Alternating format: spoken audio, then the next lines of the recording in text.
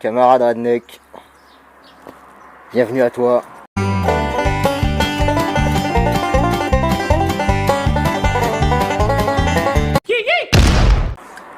Toujours en compagnie de mon pote Pipo. This is here. Ah, on va baver dessus. Alors, reprends ta bave. What's that? Du coup, aujourd'hui, j'aime bien commencer mes vidéos avec du coup. Aujourd'hui, on bricole un petit peu. Je suis sur ma Cougar là actuellement. Je l'ai débâché pour l'aérer un petit peu, la démarrer. Et en fait, ça fait plusieurs jours que à chaque fois que je la démarre, j'ai une petite fuite. Alors j'avais repéré ici sur ce collier, tu vois, j'ai foutu en vrac le vase d'expansion, t'inquiète pas, c'est normal. J'avais repéré ce collier qui ne serrait plus. C'était un collier comme ça à la base. Il serrait plus assez et du coup ça fuyait un petit peu. Donc je l'ai remplacé par un collier comme ça Amazon de très mauvaise facture. Si tu serres trop, il se pète. Mais là, bon, c'est une durite sur du plastique, donc ça fait l'affaire. Mais ça fuyait toujours. Alors je comprenais pas. Ça m'était jamais arrivé avant. Hein. Ça arrive, mais moi ça m'était jamais arrivé. Je comprenais pas parce que ça fuyait ici. Alors, ici, il n'y a aucune durite. Ça, c'est une durite de DA qui passe là. Ça fuyait là.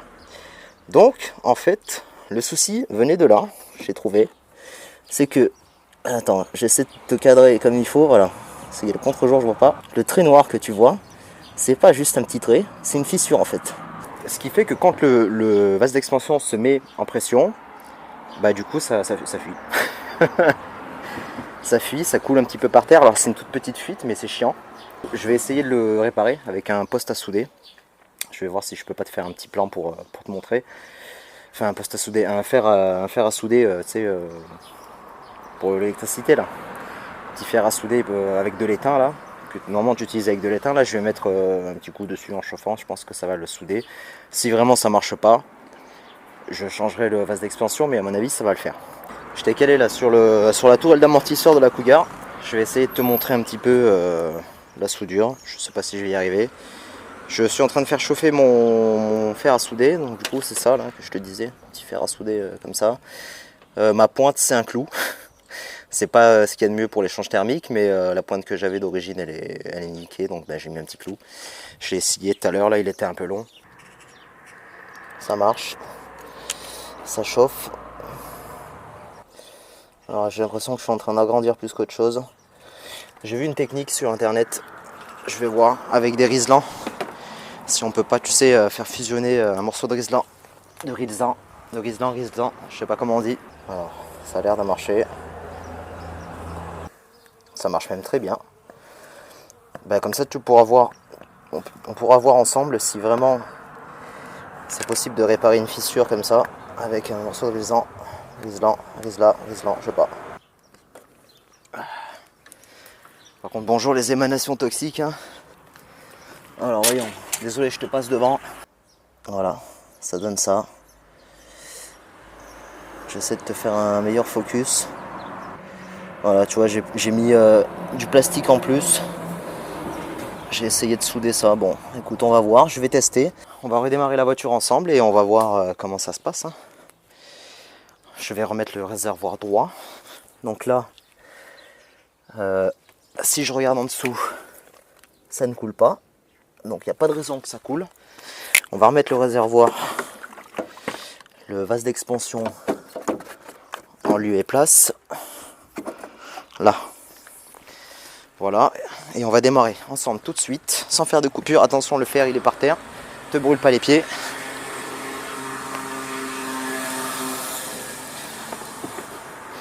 Hop là. Tac, on est dans la Cougar. Tu vois, elle a 234 182 km. Elle tourne à l'éthanol. Hein. Nickel, tu vois, elle est froide en plus, donc tu vois que ça démarre très bien. Hop là. On va laisser chauffer. Et puis on va voir. Hein. Là déjà, est-ce que ça coule ?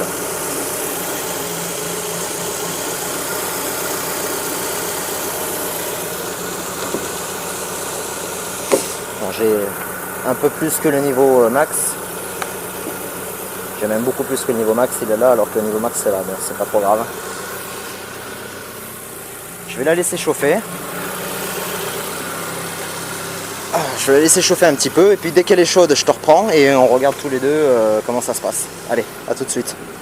Voilà, bon elle commence à être suffisamment chaude.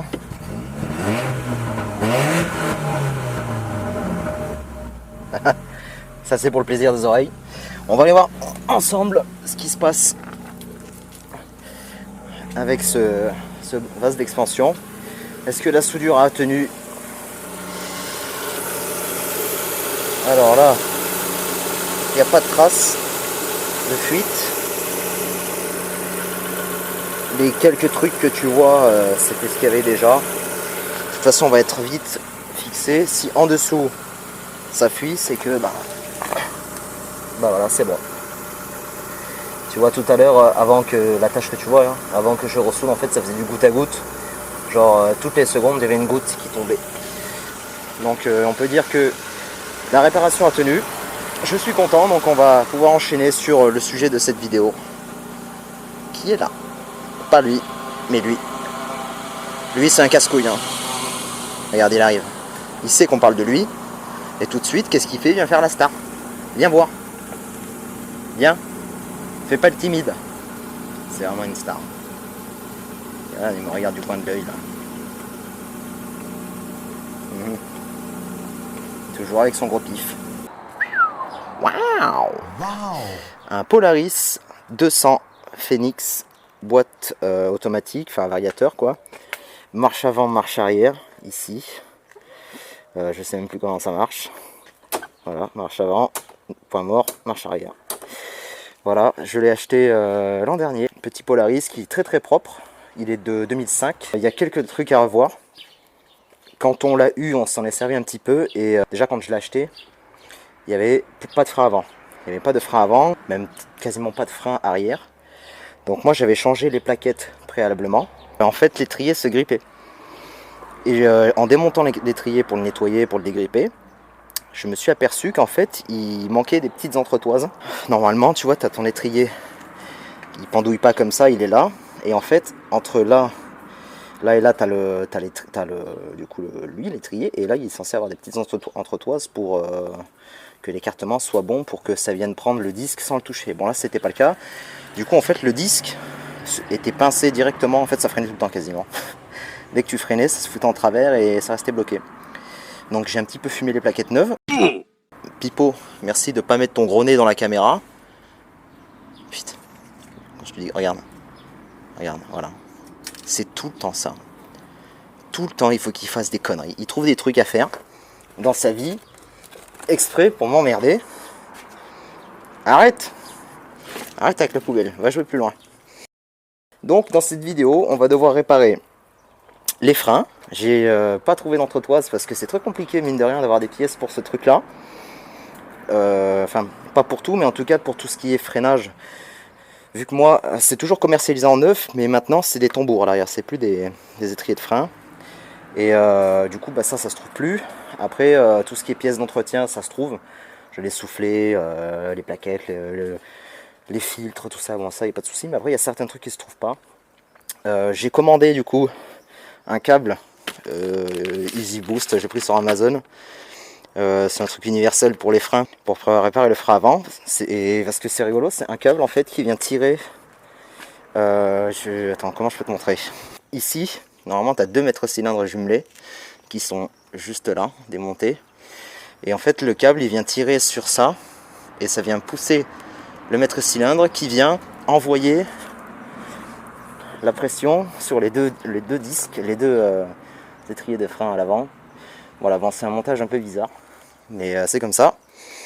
En fait je pense qu'ils ont fait ça parce que tu as un frein au pied là, et le frein au pied il freine des deux côtés, avant arrière. Et là-bas tu as le frein arrière qui freine juste à l'arrière. Bon voilà, je pense que c'est pour ça ce système là. Il faut qu'on remonte lui, je l'ai déjà en off, il y a un moment nettoyé, démonté, tout est propre. Il aurait mérité d'avoir un kit de réfection avec des joints et tout, mais forcément ça n'existe plus en neuf, donc bah ça fera ce que ça fait. Et sinon, bah, j'achèterai l'étrier entier neuf si j'en trouve un compatible, parce que sinon ça va être compliqué pour le frein à main. Autrement, bah, il n'y aura plus de frein à main, je trouverai une autre solution. On verra, bref, on n'en est toujours pas là. J'avais démonté les deux mètres cylindres de frein, pourquoi? Parce qu'en fait, ils sont aussi pourris. Alors, je sais pas trop s'ils fonctionnent encore vraiment ou pas. J'ai pas testé, mais tu vois, regarde, tout est craqué. Alors, quand tu appuies, est-ce que je vais y arriver? Ils rentrent et ils reviennent comme il faut. Mais tu vois, tous les soufflets sont craqués. Lui, il commence un petit peu. Ici, là, tu vois. Non, tu vois pas, là, tu vois. Bref. Ils sont un petit peu fatigués, mais ils sont encore fonctionnels. Alors bon, ça, en pièces d'origine, ça n'existe plus. Par contre, sur Amazon ou sur AliExpress ou où tu veux, c'est assez universel. Donc tu peux réussir à trouver des trucs compatibles à peu près, que tu dois adapter forcément. Donc bon, c'est pas une cause perdue. C'est pas fileté là, mais ça, à la rigueur, je peux le fileter moi, ou je mets une vis traversante. Bon, bref, il y a toujours des solutions pour se dépanner. Et le gros problème, et la pièce que je t'avais dit, que j'avais reçue, qui est là, dans ce petit carton, le plus gros problème de ce quad là, c'est que quand on l'a eu, c'était un petit peu, je sais pas si tu vois, Kangaroo Life. Tu vois, c'est... You Ne t'en va pas. Là. Voilà, donc ça c'était le problème, c'est que l'amortisseur arrière, c'est un kangourou. Donc comme tu l'auras deviné, j'ai commandé des amortisseurs. Ça me revenait moins cher de prendre un pack de 2, de la bonne taille, normalement, si je ne me suis pas trompé, que d'en prendre un. Donc j'en ai pris 2. J'en aurai un en rab, sait-on jamais pour autre chose, ou pas. Ou s'il est trop foireux, ben, j'en aurai un autre de remplacement. Voilà, et ensuite, qu'est-ce qu'il faut faire sur ce quad là? Ben, une grosse révision, donc vidange, moteur, vidange du pont à l'arrière, parce que c'est une transmission par cardan. C'est rigolo, c'est pas une chaîne, tu vois, c'est un cardan là, qui part de la pseudo-boîte, qui va jusqu'au pont ici. Donc vidanger le pont, vidanger la boîte, parce qu'elle a son huile à part, et après vidanger le moteur, avec le petit filtre, qui est ici. Voilà, alors c'est vraiment cool à conduire. C'est un super quad. Ça marche plutôt bien. Tu peux cruiser après tranquille à 80-90 sans souci. Pipo, mais arrête! Pourquoi tu lèches la poubelle? Il n'y a que de la graisse. Qu'est-ce qu'il fait? Arrête! Arrête, tu vas tomber malade. C'est pas fait pour les poneys, ça. C'est un enfant. C'est un enfant hyperactif. Arrête! Je sais plus quoi faire avec ce truc. Bon, voilà l'idée. Moi, j'avais remplacé le filtre à air. Je peux te montrer. Hein. Pas de souci. Ah oui, je vais te montrer les amortisseurs aussi après. Hein, parce que bon, c'est bien beau, mais... Hop. Du coup, tac. La batterie ici, je l'ai piquée pour mettre dans mon poste de clôture qui est là-bas. Mais de toute façon, elle était morte. Et le filtre à air, ça se présente comme ça. Tac, tac, tac. Là, il manque un clips. Tac, et là. Le filtre à air, celui-là, il est neuf. Je crois que j'ai même pas roulé avec. Le clips, le clips, le clips. C'est une bonne machine. Je suis très content d'avoir trouvé ce petit quad-là. J'aime beaucoup Polaris. C'est un moteur Aeon. C'est un moteur qui vient de je ne sais où. Je sais pas si c'est pas coréen ou taïwanais, j'en sais rien. Aeon, c'est pas un moteur Polaris. Le kick ne marche pas. Enfin, il marche, mais voilà, t'as compris. Donc ça, si un jour j'ai la motivation, je m'en occuperai. Parce que quand t'as pas de batterie comme là, bah, ça aurait pu être cool de pouvoir le démarrer. Et là, je peux pas le démarrer. De toute façon, le niveau d'huile est vachement bas, donc je vais pas le démarrer. Later. Alors, je vais l'ouvrir avec toi. Je les ai pas encore découverts. J'ai pas ouvert le carton depuis que je l'ai reçu il y a quelques jours.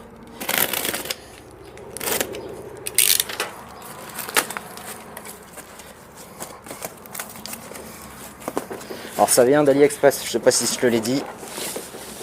100% chinois. Hop, on a une belle photo de quad. Alors,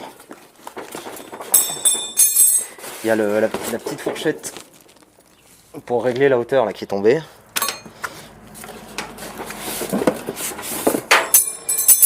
deuxième, le carton pour Poppy. Hop. Et voilà, ça se présente comme ça. Franchement, comme toujours avec les trucs chinois, quand tu les regardes comme ça, c'est beau. Ça fait très qualité, mais après bon, on sait très bien que c'est pas de la qualité. Bon, des fois ça peut faire le taf, hein, franchement, pour le prix. Les deux amortisseurs, je les ai payés 65 €, hein, frais de port gratuit. Donc bon, pas trop se plaindre. Il y a des petites entretoises d'une taille différente qui sont fournies avec. C'est pas mal. Et après les amortisseurs, je vais en sortir un. Franchement, ça fait vraiment qualité, hein. Quand tu l'as dans les doigts, dans l'étiquette elle se décolle un petit peu là. C'est pas très grave ça. Alors je sais qu'il y a des amortisseurs en Chine où la bonbonne de gaz là c'est factice, si tu coupes là il n'y a rien en fait. Donc je vais te le montrer d'un peu plus près. Voilà. Voilà la bête. Je les ai pris noirs et dorés. Enfin cuivré un peu, j'aime bien, c'est sympa. Je suis trop un youtubeur expérimenté maintenant, t'as vu, je te fais des unboxings et tout, des déballages. J'espère que ça t'a plu. Moi ça m'a bien fait marrer. Et maintenant il n'y a plus qu'à monter sur le quad. Alors j'ai envie de me faire un gros plaisir, je vais monter les amortisseurs, enfin l'amortisseur en premier. Et après je verrai pour la suite. Je pense que j'ai fait une connerie. Je crois que j'ai commandé un amortisseur trop long. Parce que je l'ai présenté à côté tout à l'heure. Et il a l'air vachement plus long. Je sais pas ce que j'ai mesuré. Je devais être en train de loucher là comme ça, je sais pas. Dans tous les cas, je bois un petit coup. Aujourd'hui c'est une DSP rouge. C'est pas de la bud. Et je m'allume un petit cigare. Parce que ça fait toujours plaisir. Voilà. Toujours avec mon fidèle Zippo. Celui-là il est vieux, hein, je l'ai depuis 2012. Là, tu vois, je bois de la bière, il arrive. C'est un putain de radar à bière. Là, tu vois, tu peux pas l'attraper. Regarde, regarde, regarde. Là, il est dégoûté. Là, il est blasé parce qu'il peut pas avoir de la bière, du coup, il va péter la poubelle. Bah, attends, arrête. Mais... File. Ah. Bon, je prends Michel. Tu peux souffler. Je prends Michel, je soulève le quad. Un petit peu. Et comme ça me dégagera le bras oscillant, tu vois, il n'y aura plus de contrainte, je pourrais dévisser l'amortisseur. Alors ça c'est qui? Ça c'est Michel 1. Michel 1, il a la goupille folle un peu là, qui s'enlève. Et Michel 2, il est en meilleur état, il est plus récent, mais j'aime moins le système pour comment on dit, pour dégager la contrainte du cric. Ce système est mieux que l'autre. L'autre c'est un trou avec une fente et tu dois l'enfiler. Ça, je dis que c'est au moins du 14. Ouais. Merci, au revoir. À bientôt. Voyons. Eh non, ça va, ça va, ça va. J'ai eu peur, mais en vrai, ça va. Il a l'air d'être de la même longueur. Tu vois, lui, à mon avis, vu les spires qu'il y a là, je pense qu'il va être beaucoup plus raide que lui.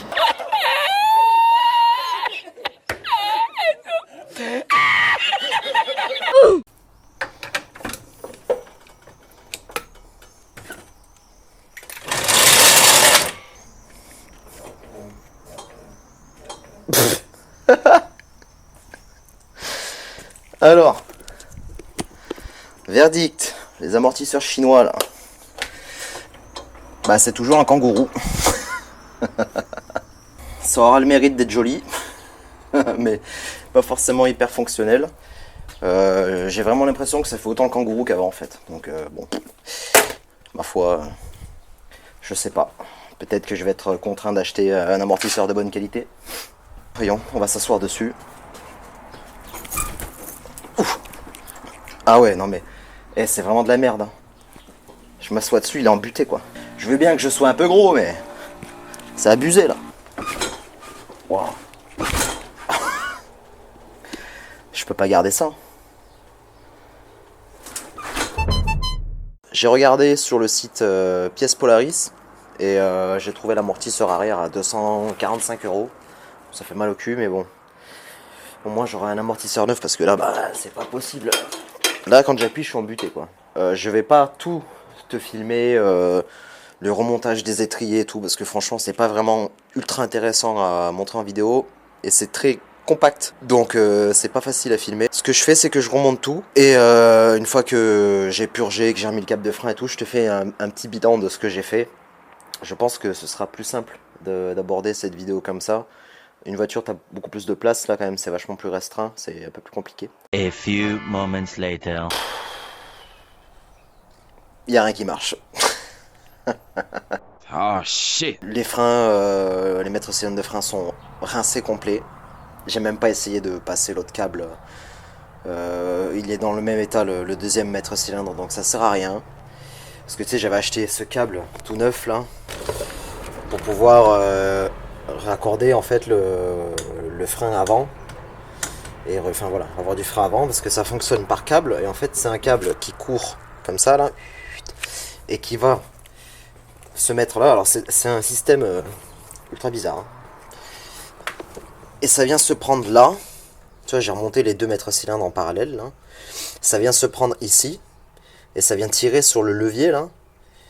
Et donc ça tire comme ça, dans ce sens là. Du coup ça vient appuyer sur le mètre cylindre de frein, qui envoie la pression jusqu'à devant. Tu peux voir ici la durite qui passe là, jusqu'à devant, jusqu'à un T, là, ici, c'était ça là, jusqu'au T là, et qui répartit le freinage là et là, du coup sur les 2 étriers de frein à l'avant. C'est un système ultra complexe, pour rien, c'est complètement débile, et du coup le frein avant, ça fonctionne de la même façon, et ça vient fonctionner en parallèle avec le pied là.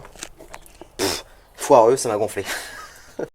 Ce que je vais faire, parce que ça me gonfle, pour retrouver des mètres cylindres de frein comme ça là, c'est encore des trucs un peu foireux chinois. Bon, j'ai pas envie de repartir sur des trucs chiants. Donc ici, je te montre pas trop ce que c'est un autre quad, tu verras plus tard. Ici en fait, t'as le frein avant avec le frein à main intégré, tu vois là. Et donc je pense que je vais trouver une autre pièce comme ça similaire sur internet, et je vais simplifier le truc.